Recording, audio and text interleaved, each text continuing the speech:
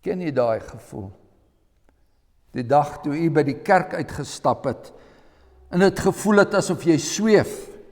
Die dag toe jy van jou knie af opgestaan het, en jy was soos een wat gedroom het, en jy het gevoel hoe die lewende God jou optel, jy het gevoel hoe die Here jou uit die water uit optrek, daar waar jy besig was om te verdrink. Daardie dag toe die almagtige God jou weer hoop gegee het.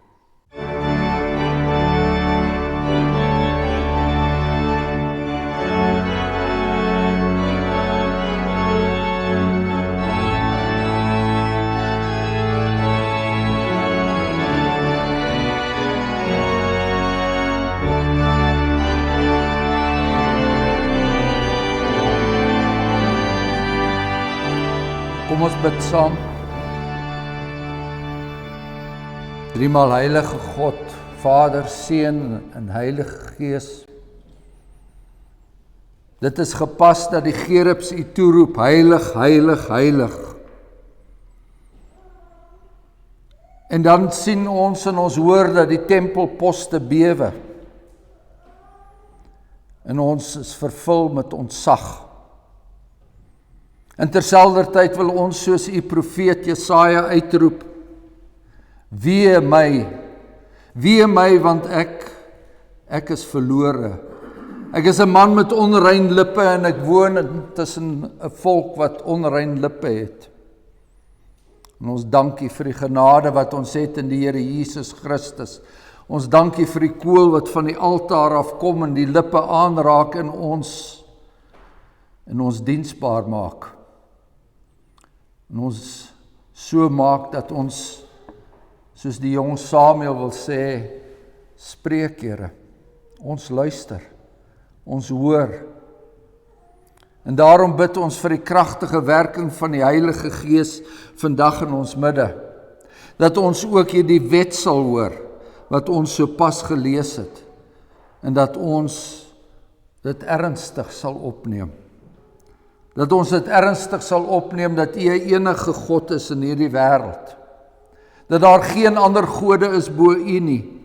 Dat U 'n God is wat vir ons ook 'n voorskrif gegee het, hoe U gedien wil word. En hoe ons moet omgaan met U heilige naam.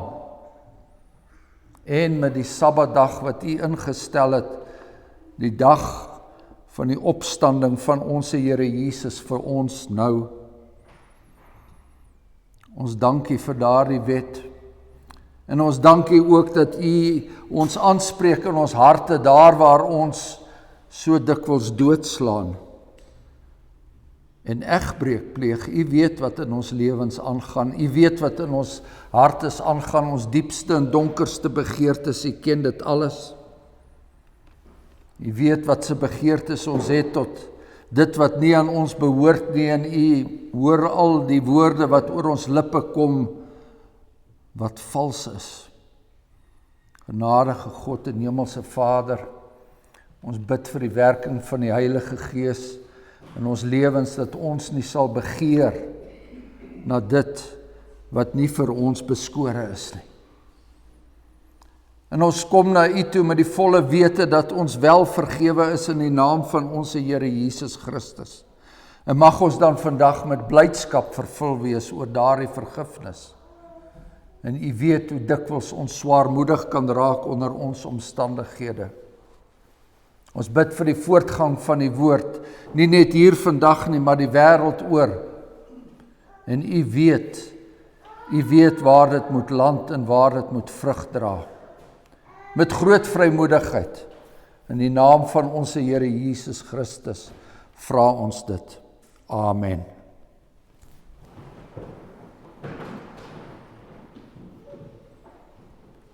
Ons skriflesing kom uit die Ou Testament, uit die boek van die Psalms, en ons lees Psalm 126, dis een van die bedevaartsliedere.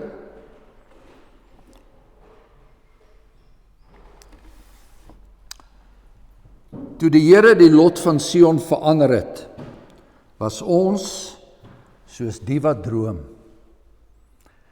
Toe is ons mond gevul met gelag en ons tong het gejubel. Toe het hulle onder die heidene gesê, die Here het groot dinge aan hierdie mense gedoen.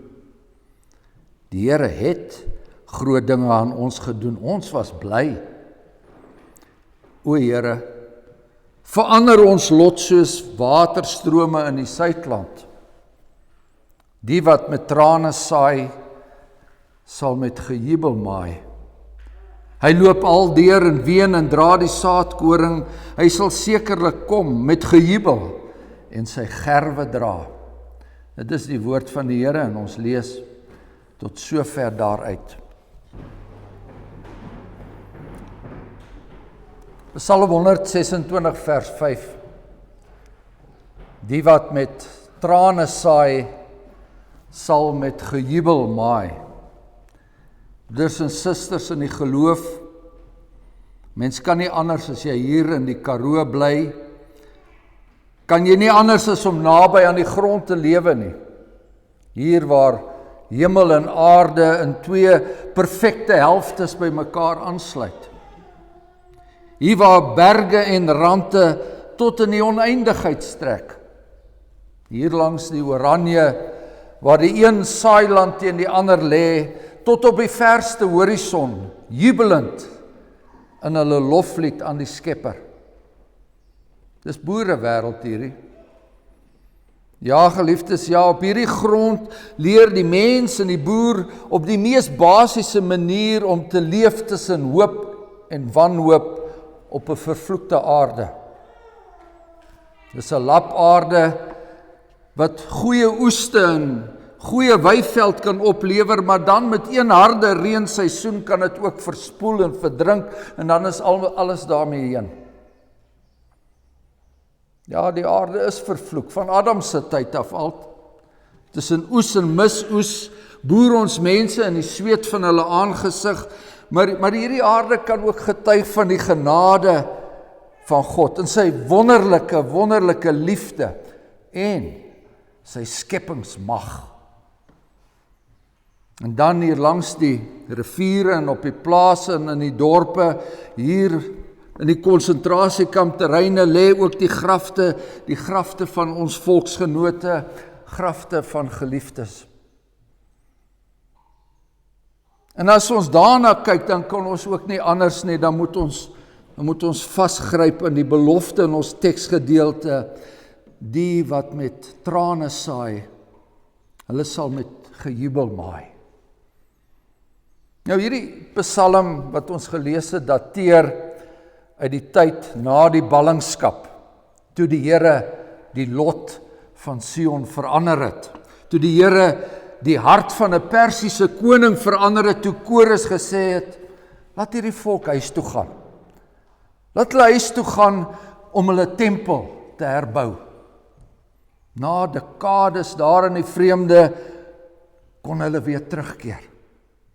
Hoe het hulle nie daar langs die riviere van Babel gesit en gehuil en geween nie, en hulle lied was toe 'n klaaglied, 'n lied van rou, as ek jou vergeet, o Jerusalem, laat my regterhand dan homself vergeet. En toe het die Here die lot van Sion verander. Ja, selfs die heidene moes dit erken. Die Moabiet en die Samaritaan moes dit erken. Die Here doen groot dinge aan sy volk. En hierdie volk, hulle was soos die wat droom. Hulle kon dit skaars glo.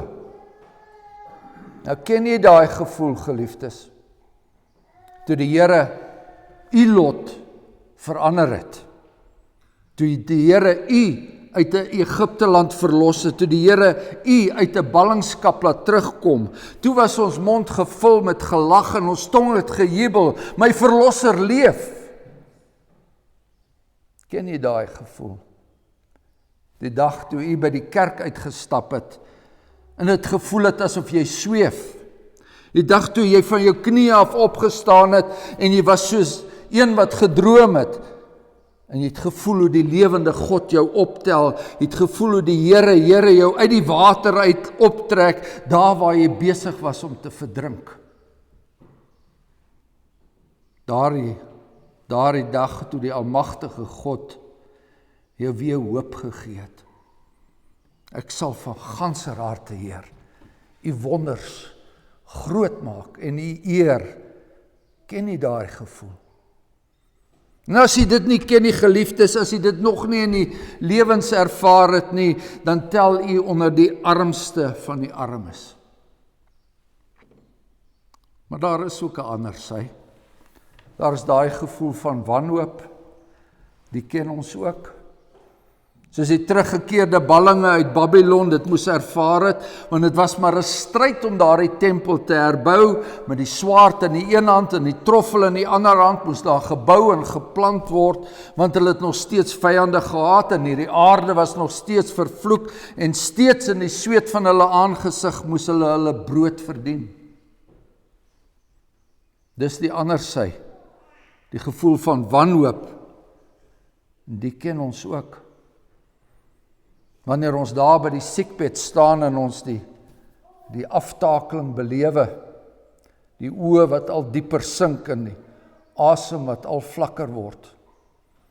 Daai gevoel van wanhoop, as ons by die oop graf staan, in stof is jy, kind van Adam, en tot stof sal jy terugkeer, die ken ons ook. En daarom dat die digter van Psalm 126 en vers 4 dit uitroep, soos elke gelowige dit uitroep, soos elke geloofsgemeenskap dit telkens deur die eeue moes uitroep, weer en weer, o Here, verander ons lot weer, soos waterstrome in die Suidland. Die Suidland was 'n woestyn, is vandag nog 'n woestyn. En daar het die waterstrome ongelooflike wonders verrig. Soos wanneer die oorlogspoort in die Sekoe rivier hier by ons weer afkom en hulle kuile vol stoot en steeds verder loop en die visse weer speel in die water en die voëls in bondels kleur uit die hemel uit neerdaal. O Here, verander ons lot soos waterstrome in die Suidland. Maak dit weer soos dit was, soos daardie keer toe ons uit die slawerny, uit die Egiptiese sondebestaan verlos was. Maak dit weer soos daardie keer toe ons uit die ballingskap teruggekom het. Maak dit weer soos daardie keer toe ek van my knieë af opgestaan het en ek saam met my verlosser op die water geloop het. Want ons saai met trane, Here. Ons saai op die oomblik met trane. Ons loop al deur en ween, terwyl ons die saadkoring dra. Dis 'n daaglikse stryd om blymoedig te wees. Ons saai, maar die insetkoste is hoog. Ons weet nie of dit die moeite werd is om nog meer in te sit nie. Jy weet, dit was ook die dilemma van die Palestynse boer. Of hy moet verder saai of nie, want daardie saad in sy hand was terselfdertyd die brood op sy tafel. Kos in die monde van sy kinders. Moes hy nie maar liewer terughou, dan kon hy ten minste 'n rukkie langer uithou nie. Daar word met trane gesaai. Want, en so het ons van die groot landbouer geleer, die seun van die mens wat sy woord hier kom saai het, party van die saad val op klipbanke en sommige vreet die voëls op en ander val weer tussen die onkruid en net 'n gedeelte val op goeie grond. Soos ons ook die liggame saai, liggame van ons geliefdes, ons medegelowiges. En ons doen dit ook nie sonder trane nie. Saam met die saai is daar hartseer, daar's 'n verlies, daar's 'n afskeid, 'n plek is leeg. Die stem van 'n geliefde broeder, 'n geliefde broer, 'n geliefde suster, 'n vriend is nou stil, dit sal nie meer gehoor word nie. Miskien is daar selfs wanhoop by ons. Is dit menslik moontlik dat daar weer lewe uit so vernielde liggaam kan kom? Selfs sou die strome van die Suidland weer oor hierdie aarde loop, hier waar die rye grafte lê, sal daar ooit herstel wees, om nie eers van 'n verheerliking te praat nie. Hoe is dit moontlik? Hoe? Ons weet nie. Maar dis moontlik in die koninkryk van God, so vertel die Here Jesus in sy gelykenis van die saad, want die koninkryk van God is soos wanneer die mens die saad in die grond gooi, en die mens gaan slaap, en hy staan op, dag en nag, en die saad spruit uit, en word groot. Hoe? Weet hy self nie. Ons weet ook nie hoe nie. Ons ploeg en ons plant en ons saai, maar hoe daar nuwe lewe kom, dit weet ons nie. Tot vandag toe, dit bly een van die wonders van die skepping. Het so verduidelik die apostel Paulus dit ook in sy brief aan die Korintiërs, daar in hoofstuk 15, daar waar het gaan oor die opstanding, die saad moet eers in die grond val en sterf, voor daar nuwe lewe kan kom. En daardie mens in die Here Jesus se gelykenis het dit miskien ook met trane gesaai. Die grond met die saad, met sy trane gesaai. By hom was daar dalk ook wanhoop. Hoe kan daar weer nuwe lewe kom? Hoe kan daar weer 'n oes wees? Hoe is dit moontlik? Geliefdes, dit is slegs moontlik deur die skepingsmag van God. Met elke oesseisoen, elke groeiseisoen sien ons die skepingsmag van God. En ons lees in die evangelies hoe die Here Jesus die nag voor sy kruisiging daar in die tuin van Getsemane deurgebring het, en sy siel was daar diep bedroef tot die dood toe, so skryf Matteus. Hy was inderdaad die man van smart. En daar het sy trane die Palestynse grond nat gemaak. Ook sy sweet volgens Lukas, sy sweet wat geword het soos bloeddruppels wat op die grond lê. En die volgende dag sou dit werklike bloeddruppels wees, toe het hy weer die Palestynse grond benat. En hier, broeders en susters, het 'n wonder gebeur. Het die grootste wonder van die wêreld se geskiedenis gebeur, want hier sien ons die herskepingsmag van God, sodat die saad kan lewe, sodat die saad van die vrou van Genesis 3 vers 15 kon lewe, sodat hy, die Christus, self die eersteling kon wees van die oes. Hy het die eersteling geword van die wat ontslaap het, so skryf Paulus verder aan die Korintiërs. Want aangesien die dood deur 'n mens is die opstanding van die dode ook deur 'n mens. Want soos hulle almal in Adam sterwe, so sal hulle almal ook in Christus lewend gemaak word. Maar elkeen in sy eie orde. Eers die eersteling van die oes, en daarna die wat aan Christus behoort by sy koms.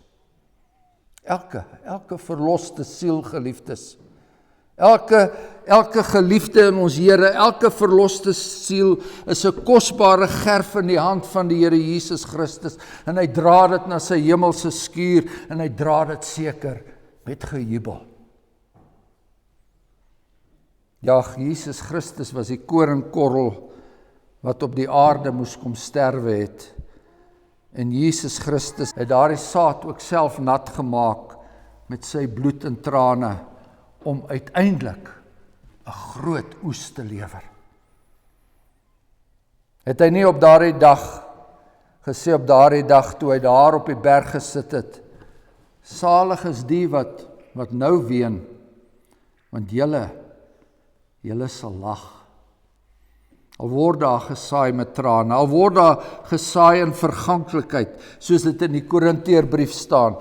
Al word daar gesaai in verganklikheid, daar word opgewek in onverganklikheid. Daar word gesaai in oneer, maar daar word opgewek in heerlikheid. Daar word gesaai in swakheid, maar daar word opgewek in krag. 'n natuurlike liggaam word gesaai en 'n geestelike liggaam word opgewek. En daarom, so gaan hy verder, my geliefde broeders, wees standvastig, onbeweeglik, omdat julle weet, dat julle arbeid in die Here nie te vergeefs is nie.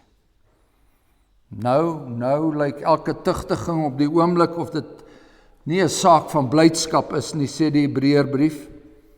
Is nie 'n saak van blydskap nie, maar van droefheid. Maar later lewer daai saak egter 'n vredevolle vrug. En daarom moet die aarde self bly wees. Hierdie vervloekte aarde, want ons weet die hele skepings wag ook met reikhalsende verlange op die openbaarmaking van die kinders van God. Volgens Romeine 8. Die skepping self wag op die herskeppende mag van God. En daarom moet jy juig, aarde. Juig met blye galme, laat jubels opstyg uit die stof. Sing tot Gods eer heel dankbare psalme en maak hom heerlik in jou lof. En daarom moet ons juig, geliefdes, want die Here het ons lot verander, soos waterstrome in die Suidland verander. Hy het dit in die verlede gedoen en hy sal dit in die toekoms weer doen. En die wat met trane saai, sal met gejubel maai. Die Here het groot dinge aan ons gedoen en ons was bly. Amen. Kom ons dank.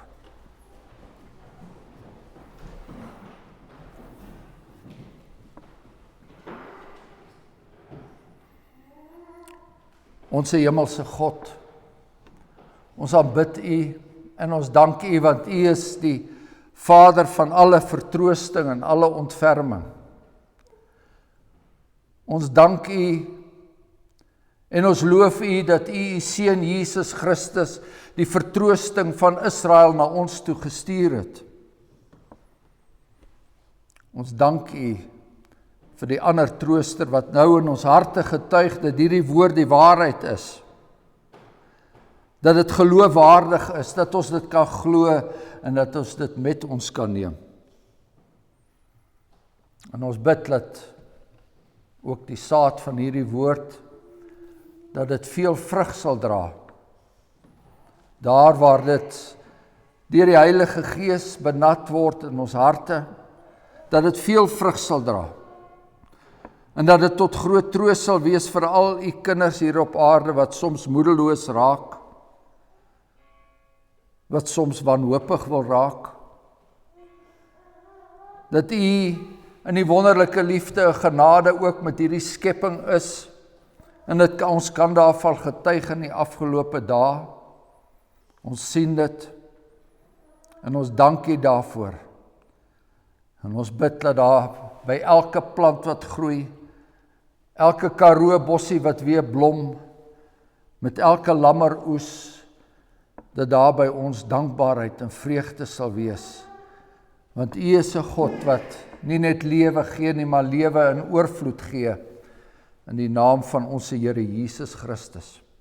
Amen.